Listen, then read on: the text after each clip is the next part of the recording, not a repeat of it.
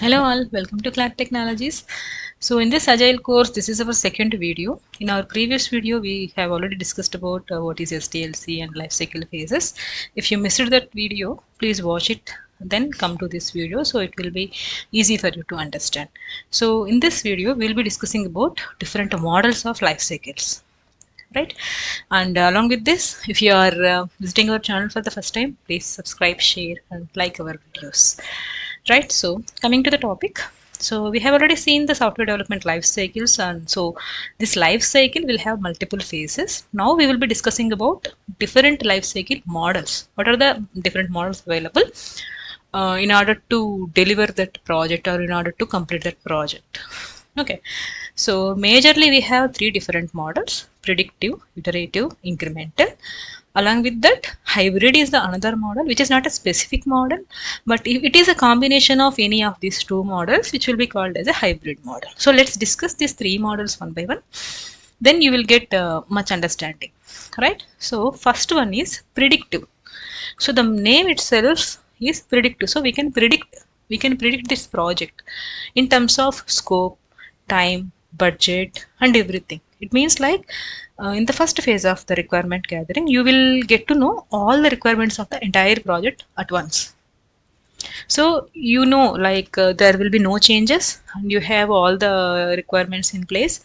So you know everything about this project, and you have all the information related to that requirements into that project in the initial phase itself. Then you can plan this project entirely, and you know the project budget, and you know the project duration as well, like if it is a 1 year project or 2 years project, something like that. Maybe I mean to say, like after 1 year you are going to deliver this project, after 2 years you are going to deliver that project, like that. So you know everything, you can predict everything initial stage of the project itself. So if that is the case, you need to go with predictive model.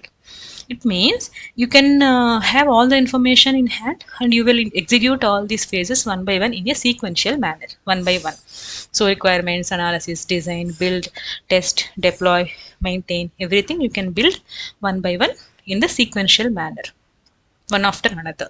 So if you have such kind of environment, you can go with predictive model.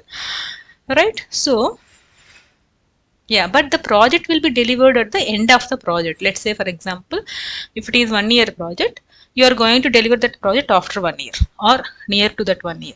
If it is a 2 years project, you are going to deliver the entire product end of the project. You are not going to deliver anything in between this 1 year or 2 year duration. So that is the one thing you need to remember about predictive model. This is a kind of a traditional model. I mean, in the olden days or in our previous projects before Agile, we are following this predictive model, right? So second one is iterative model. Iteration means, in general, it is a loop. Loop means you are going to do the same things again and again. Okay, iteration, right? So what will be happen in this iterative model means, in this iteration model, you will take, for example, if it is 1 year project, you will take 1 month is for one, I mean, it's a kind of one iteration. Second month is another iteration, like that. So first 1 month you will do some work related to some requirements. You will follow all the SDLC phases. So for example, you want to build only one feature of that particular website, like to build a menu buttons or to build a pop-up on the website, something like that. Okay, so you will take 1 month time for that, and you will do that. But iterative model, what will happen is, you will not deliver anything until end of the project. Even in iterative model also, you are going to deliver the project only at the end, not in between in the different iterations. I will explain in with one detailed example. Let's say, for example, we can take it. This is the COVID vaccination. 3 years back, COVID pandemic was a hit, and vaccine trials are also, I mean, there, right, by that time. So what will happen? We have different organizations, different companies. They come up with a plan. They said they will be, I mean, they will implement the vaccine for this, something like that. Right, so they get the quote from the government and all. So those are all the different customers or different developers for our India as a customer, right? So let's take that scientific example of any scientific research or any this kind of vaccine example. What will happen in the first iteration? They found one vaccine with some chemicals combination and all. They tested it. It is not working fine in the first iteration. So if the vaccine is not working fine, how they can deliver that vaccine? They will not deliver that vaccine, right? So in this iterative model, what will happen? We can gather the requirements, we can do the plan, we can do the design, we can do the implementation, we can do the testing. If testing is going well, if it is tested everything end to end, then only we will deliver the project in that particular iteration. If the first iteration doesn't meet all the requirements and if it is failed in the testing phase, we will not going to deliver that project. We will learn from the particular iteration. Like for example, in this vaccination, let's say it is not working fine for the 18 years below people. It is not going to build the sufficient amount of antibodies in the human body. So if that is the case, it is failing, right? So they will not release that vaccine to the market. They just note down these points as a learning. They will implement these learning points into the next iteration, and next time again they will design that vaccine. They will have all the composition of the chemicals or and all. Then they will find out another formula of the vaccine. That is the second iteration, formula 2. Then they will test it. If that is working fine, they will release it. Otherwise, if that vaccine formula 2 is also failed, they will not going to release that vaccine to the market, to the end users or to the public. They will again do it from the first.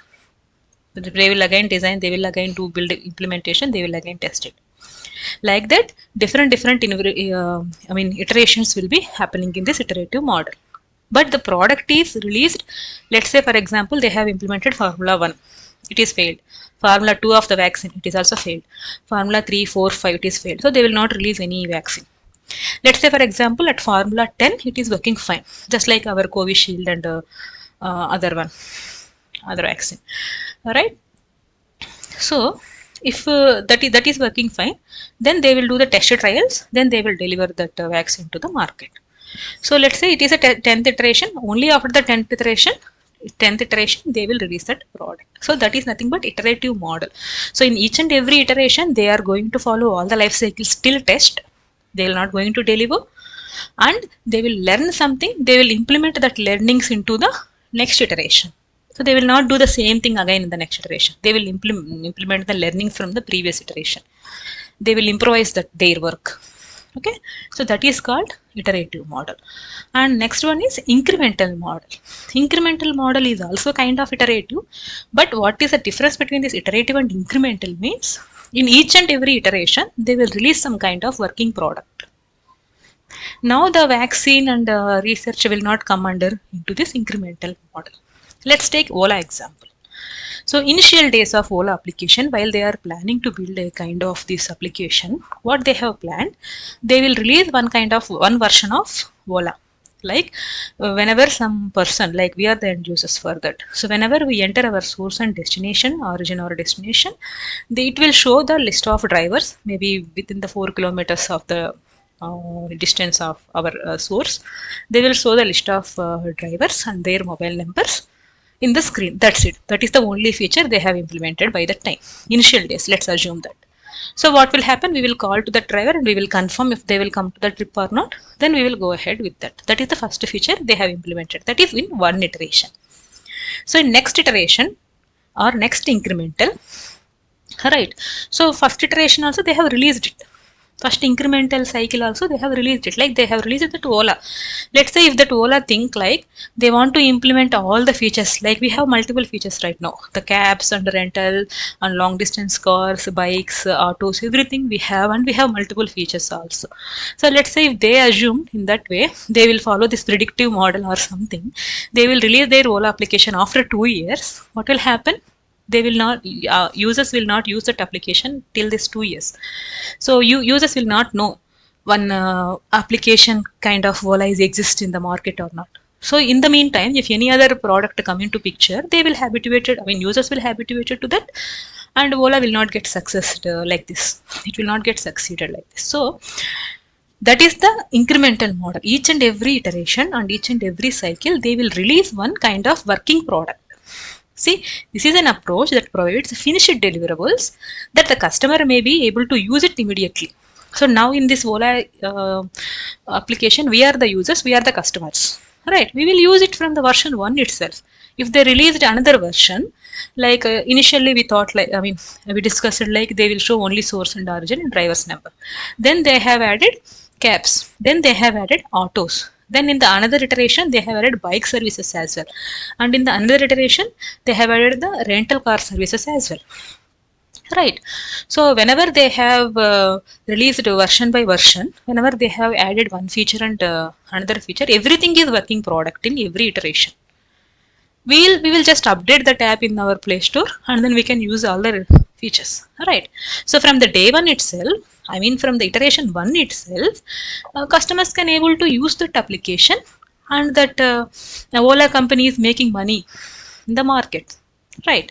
So that is called incremental. Even in every iteration or every cycle, they will release one working product, finished product, with which customer may be able to use it immediately.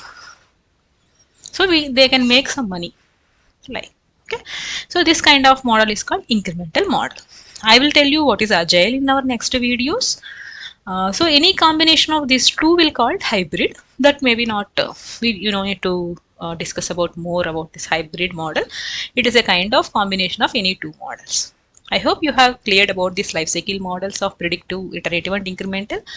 So in our next video, we will discuss about another topic, right? So if you like this video, please like, share, and subscribe to our channel. Thank you. Bye bye.